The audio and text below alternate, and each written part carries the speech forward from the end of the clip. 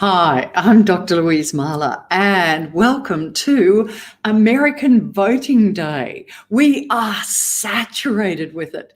So I would like to do something related to that, but actually something quite different today.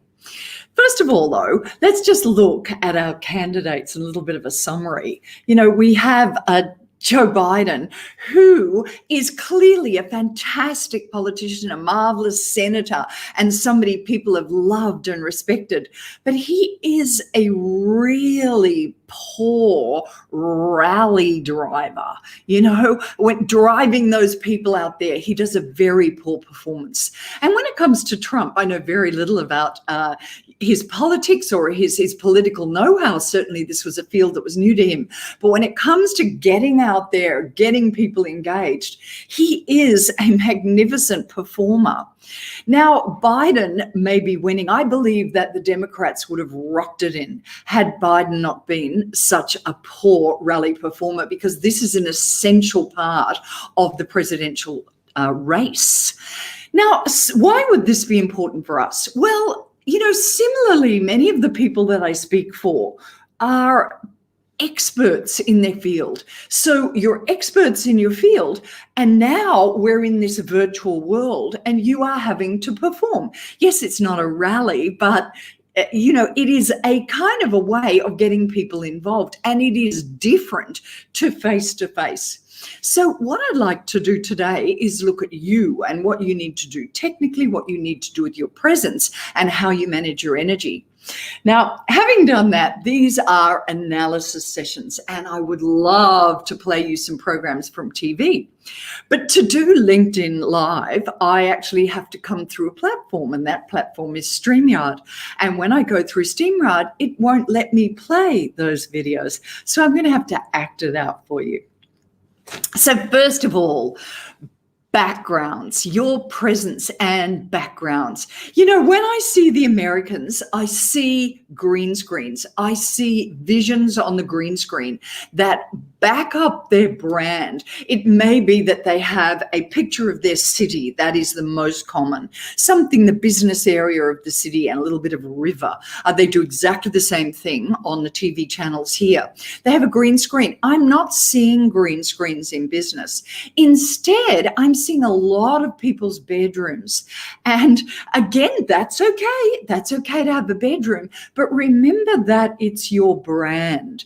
And some of the things that people are doing is making sure they're having a bookcase there, something that actually reinforces who you are, a colorful picture, or just a blank wall. But I really don't want to see doorways and mirrors and rubbish bins. And there is a lot of that going on. And it seems without much recognition that, that this is brand. So when it comes to green screens, you can buy this, and lights. I'm sick to death of seeing people half in the dark and half in the light, or just silhouetted.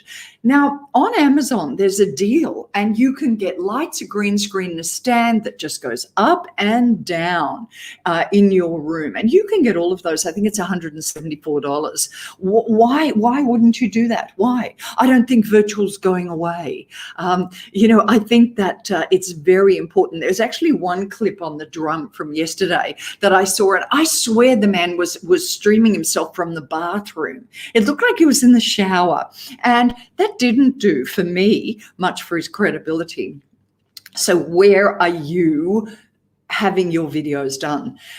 It's easy to resolve with a green screen. It really is. The next thing is your camera. Now, to get your camera, there are cameras on the computer. They're not that great, team. I've got a Logitech C992, which is excellent, and I have a blue microphone which picks up anything. Again, onto the internet, delivered within 2 days. It couldn't be easier. Don't think that this will end at Christmas, because you will still be doing virtual into the new year. We've got to face this challenge. Just like the Americans actually have to face it with their rallying. Um, so that's our technical. And then there are some of the things that you can do to engage attention. Like I was just saying, I want to play a video and I can't do that in this medium. But you can do it on Zoom and other mediums. You can actually have raised hands. People can literally raise their hands or do activity. They can put it in the chat area. You can send people away Bluetooth. You can do polls. You could run quizzes. You can ask questions beforehand and have people prepared and ready. There are so many activities that you can do.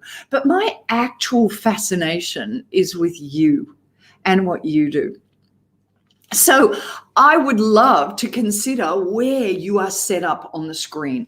Now, I'll tell you something I am really worried about, and that is a lot of people presenting like this with just a head. It is distracting. It looks odd, but also there is no weight. You have no weight. And to get weight, you need to have some body in the video. So you need some body, but where do you put that body? Again, there's a lot of this going on. So we've got a lot of tops of heads. So let me share the rules with you. First of all, when you're doing television, it's divided into 3 sections, any filming. So you're either in the middle or you're at 1/3, 2/3. So in the middle would be great. In the middle. Right. Now I need a little bit of space at the top of your head. When you are presenting, you are not only the presenter, you are the camera person. So could you make sure that you are constantly checking that your head is not going over the top, that you're not drifting into a weird position, where half of your body's visible, because I see it all the time. But the major one is just the head, people talking to me with just the head, which is kind of weird.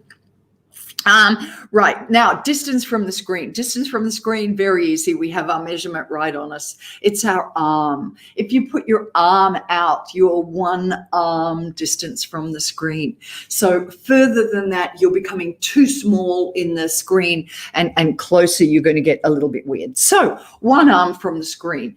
The next thing is that your eyes need to be at camera level. Now with laptops, I'm seeing that people are from above, and we're getting a lot of from above looking like this. When you put your head back, you will always send an image of arrogance. So, it's ridiculous. So here is the high-tech tool for that problem, a book. Could you get some books and put them underneath your laptop? That lifts the laptop up. Get the camera at eye level. The other one, of course, is that we come like that. And then when we do that, we actually look a little bit evil. So you get it straight, get it at eye camera. When you look on the television, this is what they do. So you've got to be TV ready for your own virtual screen, and you've got to know the rules, because we don't have a camera person to do it for us. So we need to do it. So that's your presence. And next, I want you to realize that virtual environment is a two-way street. I'm speaking to you now, but I can't see you, I can't see you. And it's great when you can see people. Fitball bobbing is distracting, Simona's saying. Yeah, thanks for that, going up and down. What else is distracting is this. People coming forwards and backwards is an absolute no-no. Sound, did you see that, Katrina?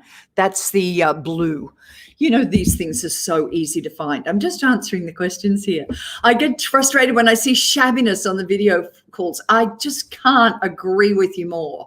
When you have presence and actually do your job, that upset people, they complain, and you're reprimanded for doing the right thing. Oh, I don't know, I understand that one, Jess, we'll have to talk further. So here we are, we're in the right position. Great. Can you please talk about people drinking? Thank you for that question. Drinking from a large can. I don't have glass here, but when you are doing anything like drinking, then you want to, sorry, did I say the wrong name? When you are drinking, you need to have it here. You can't have, people put big things out and then put them out in front. And of course, that's disturbing. You sort of try to stay on two dimensions when you're drinking. I'd even drink side on so as not to lift a drink out in front of anyone. Oh yeah, Katrina, sound. Yep, I think it's fine for others. So that's thank you for asking. Great. I love it that you're doing questions. This is fantastic. Thank you. Ask more questions. Ask more questions. I want to talk about then this two-way street about how there are two of us involved. And here I just have the comments. But when you are there and you are listening, I want you to channel your best Ando. Ando does that program where he listens to people and paints them at the same time. And Anne has developed this fabulous technique of painting and going, right, oh yeah.